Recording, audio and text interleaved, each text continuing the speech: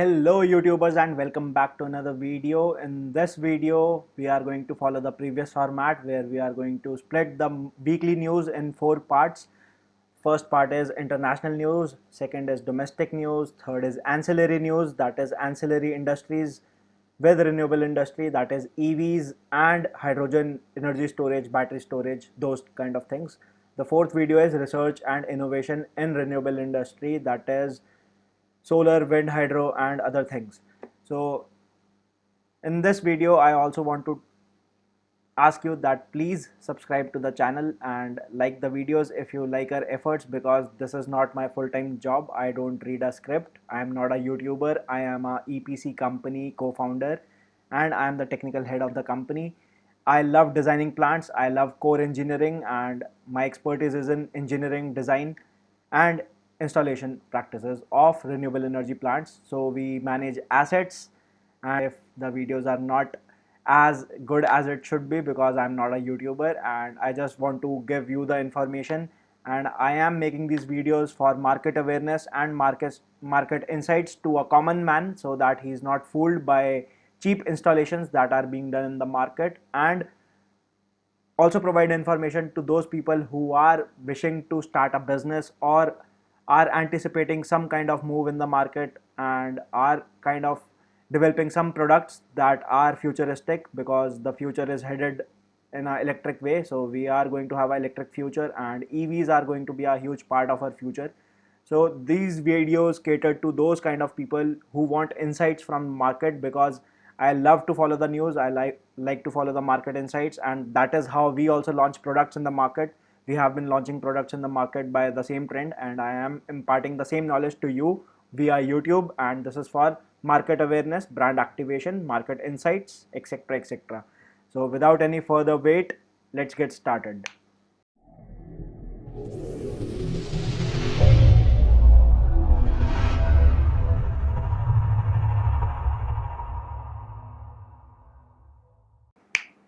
Hello YouTubers and welcome back to another video. In this video we are going to cover Indian solar news and the updates from Indian solar industry for the week 2 of July 2021. So let's begin. So everybody knows the largest project in Madhya Pradesh, Rewa Ultra Mega Solar Limited. So they had a tender out last month and it was for 550 megawatt, and it was oversubscribed. As we covered in last month's video, it was oversubscribed by 7 times. They received bids for 3.5 gigawatts. So now they have decided the winners, and the winners are Avada Energy and O2 Power, and the price that they have bid is 2.459 rupees per kilowatt hour. Avada Power for 200 megawatt and O2 Power for 350 megawatt, 2.444 rupees per kilowatt hour. Rajasthan Discom has invited bids for solarization of its agricultural feeders. So what are agricultural feeders? Agricultural feeders are the main transformers set up in a location where there are a lot of land for farming. So the supply is provided from this transformer to the submersibles. So this tender is for solarizing this transformer. So all the electricity that is produced will be fed into this transformer, and this transformer will then feed the electricity to the submersible water pumps. So basically it is a solar pump kind of bid that they have invited, and it is under the Kusum Yojana. So Kusum scheme, those who don't know, it is the scheme that is made by PM Modi for upliftment of rural farmers, poor farmers in India, marginalized farmers of India. So they will get cheap power and they will get reliable power every time, so that their crops receive enough water. So this is a tender and it is out for 4.99 megawatt of grid connected solar project, and it will be done under RESCO, and the feeder line would be 33 kV. SECI has floated a EPC tender of 100 megawatt solar project in Chhattisgarh. So this Chhattisgarh project will be done in a PPA of 15 years, and after 15 years you have to hand over the project to SECI, and the rate will be decided once the bids are done. So the pre-bid meeting will be done next week, this coming week, that is July 23rd, and you will get 18 months to install the project. So we'll be attending the pre-bid meeting, and those who want to attend, they can also attend. Rajasthan has a dilemma, and we ourselves are working in Rajasthan and we are facing this criteria. So all the calculations have changed. NGT has filed for a notice for developers to move their overhead lines to underground lines, and we covered this last month as well. So they want to protect a bird, great Indian bustard. It is a bird that looks like a peacock, and it is an endangered species, and it only habitat is deserts. So the dilemma by NGT is, if we install solar power plants and fill it up, the deserts are filled with solar power plants and overhead transmission lines, so these birds can fly into these lines and get burnt by it, and it is an endangered species. So they are saying, if we don't put underground lines, these birds will have to fly to Pakistan, and we don't want that, because the name suggests it is great Indian bustard, so it is an Indian bird, we don't want to lose it. So we ourselves are facing the problem of this, because overhead cables were earlier decided by the government, and all the projects were installed with overhead cables, and now the government is saying that you have to put those cables into underground cables, and these are 33 kV 66 kV cables that we are talking about. And right of way, those who know in the industry, right of way for these underground cables are very, very expensive. Hyderabad International Airport has commissioned another 5 megawatt solar project, and it is completely running on solar power. So they have set up this project in a 45 acre, and they have installed 30,000 solar panels to produce 10 megawatt of power. NHPC has floated a EPC tender of 600 megawatt interstate transmission system for solar in Rajasthan. So NHPC is also entering into ISTS in Rajasthan, because everybody is installing. We ourselves are installing projects in Rajasthan, because the irradiation is the highest in Rajasthan of irradiation anywhere available in India. So now Rajasthan is attracting solar developers for the specific criteria that geographic location offers, that is higher generation per square meter. NTPC to set up India's largest solar park at Run of Kutch. So NTPC has declared that they will be setting up a 30 gigawatt hybrid renewable energy park that will be the largest in India. It will be larger than the Reva Mega Ultra Park, and this park will get 30 gigawatts of power.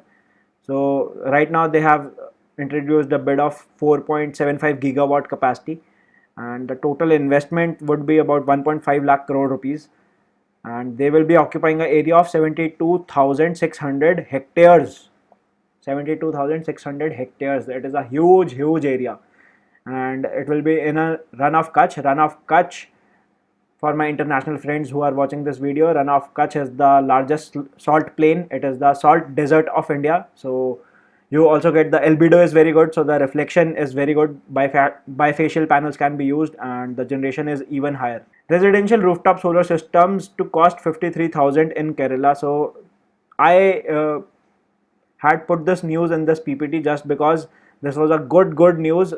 Finally, some state has decided that enough is enough with abnormal pricing in the residential rooftop sector. So this is a good price. This is an apt price for a state like Kerala. 53,000 is the price that the project is delivered, and this is the price that they have discovered with the bids also. Union Power Minister Shri R.K. Singh congratulates NTPC for signing MOU with Union Territory of Ladakh and Leh. So Leh and Ladakh is going to set up India's first green hydrogen mobility project, where they'll be producing this green hydrogen using utility scale solar power plant that is also been sanctioned, and it is upcoming. It is under pipeline. It is being developed by Tata. So this is a subsidiary that has signed the MOU. So NTPC has formed a subsidiary of Renewable Energy Limited, NTPC Renewable Energy Limited, and the installation will be in form of solar trees and solar carports. So it will be elevated, and I know why it is elevated, because they want to try to grow crops in that kind of weather, because fresh water is available there, and they want to use the land in a dual purpose way. So great news from Leh Ladakh, and good news for people of Leh Ladakh, because a lot of job opportunities are coming up in that state. Amazing news for India. Demand for fossil fuel electricity generation in India fell in 2019 and 2020. So we earlier used to consume power that is derived from fossil fuel, that is coal, mainly coal power plants in India, and maybe natural gas somewhere in some parts of India. So the demand from fossil fuel has fell about 9%, and it is expected that the demand is going to increase by 20%.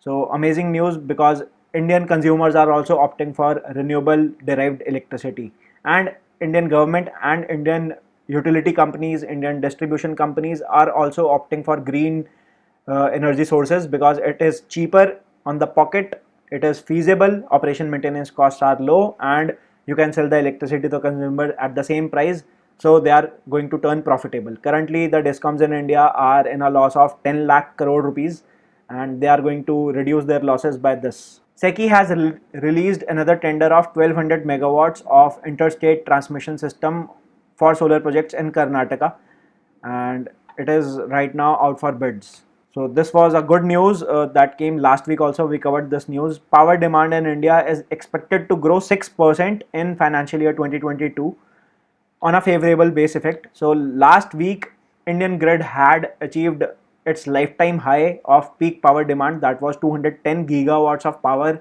at any single point of time in the day. So this 210 gigawatt demand was achieved in a daytime, that is 12:30. It was 12:30 or 11:30 in the morning it was achieved, and 210 gigawatt is a huge number. India had not seen this number anytime in its independent history of 70 years.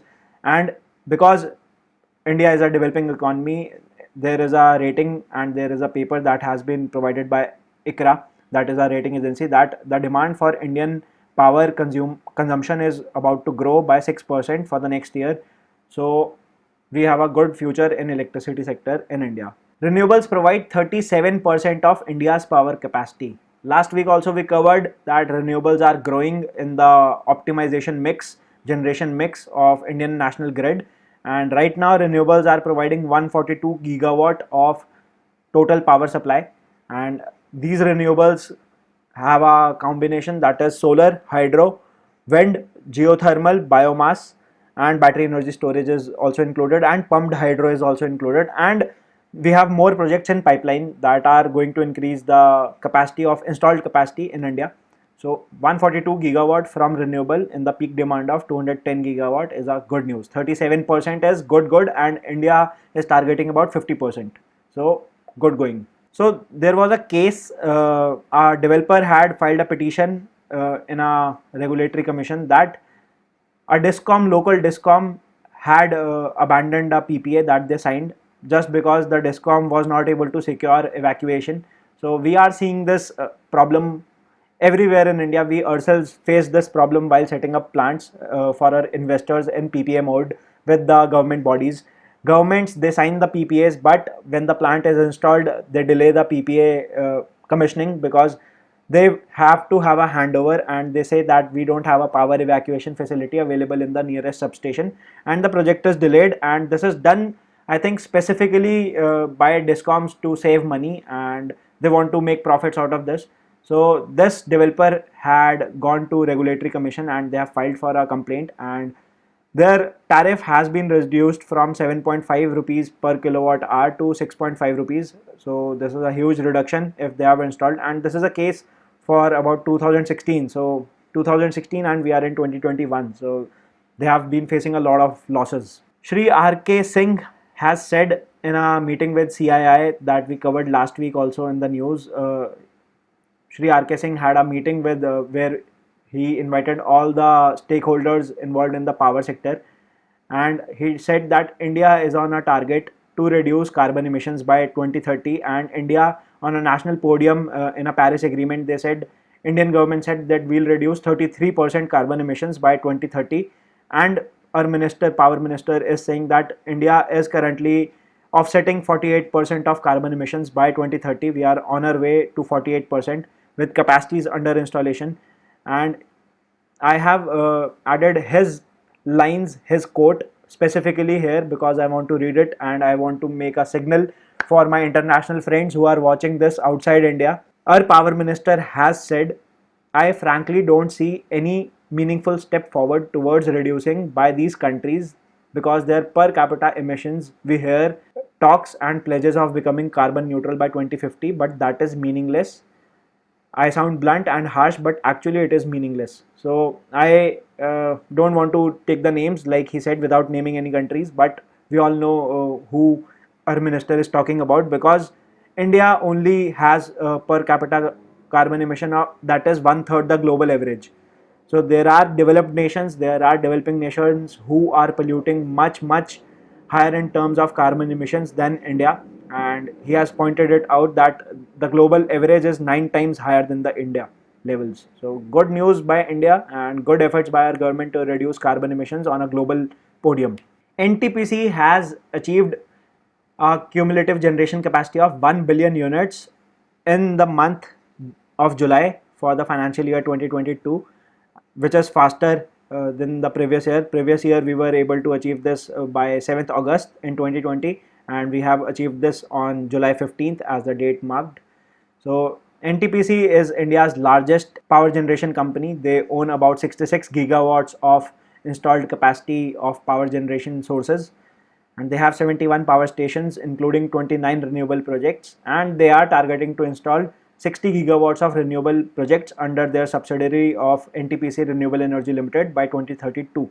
NTPC has also invited bids for development of waste to energy facility in Varanasi. Varanasi is the constituency of our beloved ministers, and this is the reason, like, they want to eliminate waste from this city, and they have invited bids for development of waste to energy facility. And I hope that we set up more such waste to energy facilities and they follow international best practices so that we don't pollute the environment by burning waste, because there are technologies that are proven and is used by other developed nations and developing nations, because all other countries burn their waste to produce electricity and they don't pollute the environment because they don't release any gases in the environment. It is all feedback system and it is all recycled.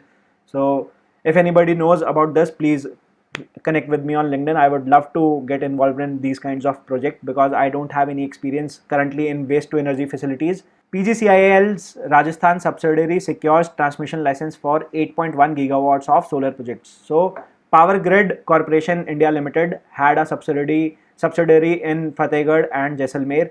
We covered this in the month of June.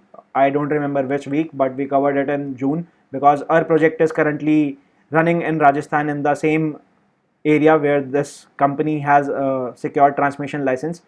So this was a big news for India because they are going to set up a ultra high voltage line that is 400 kV and 800 kV ultra high voltage. 800 kV is very high voltage.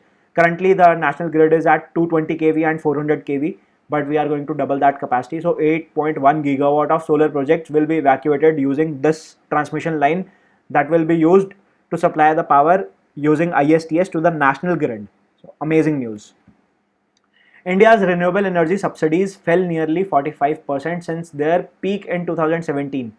2016 is when we started this company Solar Octa, and we started doing subsidy projects, and the peak we witnessed in 2017 and it started decreasing in 2018, 2019, and with the pandemic hitting in 2020 we saw that subsidies provided by the DISCOMs and the state governments were basically nil, and the hassle to obtain subsidy was much higher, and the quality of the rooftop PV system was compromised. So we stopped doing subsidy projects from last year, but we are open. Like, I added this news of Kerala because Kerala discovered the true price of a good quality solar system, that is 53,000 rupees. But in a state like Delhi, there were bids about 32,000 rupees per kilowatt peak, which is absurd, abnormal pricing, and this is the reason the subsidies have fell for nearly 45%. So those who agree with me, please hit thumbs up and comment down below which state you are from and what were your abnormal prices discovered in the bids, because we have seen the bids across India and multiple states. We have worked personally in Delhi, UP, Punjab, Rajasthan, Haryana, and everywhere there were abnormal pricing. So if this was the case and you saw the subsidies decreasing, please hit like and comment. So this paper was filed by IISD, that is International Institute of Sustainability Development, and Council CEEW, that is Council for Energy Environment, and I don't remember the full form. CEEW, that is a Council for Environment, something with related to environment. So they titled a paper Mapping India's Energy Subsidies for 2021, Time for Renewed Support to Clean Energy. So this paper covered their recommendations of how India could achieve 450 gigawatts by 2030, because India has set a ambitious target, I would say, not admirable target. It is an ambitious target to achieve 450 gigawatts by renewable. Currently, we have 39 gigawatts of solar deployed. So the subsidies Indian government gave out in 2017 was 15,000 crore rupees, and subsidies given in 2020 were only 8,500 crore rupees, which is almost 50%. Union Power Minister released ninth integrated rating of state power distribution utilities and ranking. So there was a meeting with all the stakeholders and Power Finance Corporation of India. So Power Finance Corporation gave out funds to a lot of companies and a lot of PSUs in India. PSUs are public sector units, public sector undertakings. So Union Power Minister had this meeting and they calculated like what is the progress, what has been done, what is the milestone and roadmap for the future, and they said that it is good that we have achieved the target of one nation, one grid, one frequency, which is amazing, but still not apt as the title, because in rural areas the frequency and the voltage is haywire. But good, the electricity is available in rural areas now, and the transmission lines they set up in this year were 1.52 lakh kilometers. So they went beyond creating infrastructure and they bridge the gaps between governments, discoms, private entities, and consumer were empowered by being declared as prosumers, like we discussed in the policy of consumer rights electricity bill. You can go to the channel and read that. Consumer rights electricity bill was released last year, and all the consumers in India were allowed to be prosumers, where they could produce their own electricity and even sell to the grid. So great news. And this meeting also covered, I read the minutes of meeting. So this meeting also covered our minister talking about how the future looks green, where they are talking about green hydrogen, electric vehicles in the mix, battery energy storage at substation level, smart metering, grid metering will be, the grid will be made into smart grid. It will be all IoT based. So prepaid meters will be set up across India so that discoms get enough funds, liquidity, and discoms will soon revive out of their 10 lakh crore rupee loss to about 75,000 crore rupee loss. And they have a detailed plan of this for 2030. So 2030, it will take about 9 years for the discoms to come out of losses once they keep supplying the power from renewable electricity, because it is cheap to procure power from renewable energy sources than in comparison with coal. So regulator to reconsider decision to slash tariff of rooftop solar project by 46%. Again, as we covered in previous news, this is another news where the tariff that was signed by BESCOM, that is Bangalore Electricity Supply Corporation, it was 9.56 rupees for 1 megawatt of installed solar power, and it was reduced to about 5 rupees. So the developer had filed a petition and gone to Appellate Tribunal of Electricity of India, and the tribunal has recommended that there is a case here and the discom who is not abiding by the PPA needs to reconsider and agree upon the signed PPA. So good news. And this is all the news from Indian solar industry for this week. If you have been watching it till here, please like, subscribe, and if you got value in this news coverage, do hit like and subscribe, because this is how you give me a feedback that I am doing a good job by taking out my personal time to provide you with news, because I am not a YouTuber. This is not my full-time job. I am a EPC company owner and I am a technical person.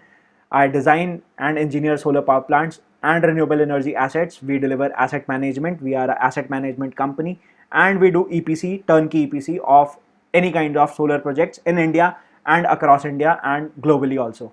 So please hit like, subscribe, comment, and connect with me on LinkedIn. And most of all, share this knowledge with your solar industry friends so that they get insights and are able to grow in this industry, because this is how you keep track what is going on in the industry, and this is how you find out demand and supply gaps to provide products and services. So this is an initiative that I took with my team for capacity building, market awareness of solar industry across the world, because this is a magical technology and we need more people to work in this field, particularly so that we wipe out coal and fossil fuel derived power completely by 2030.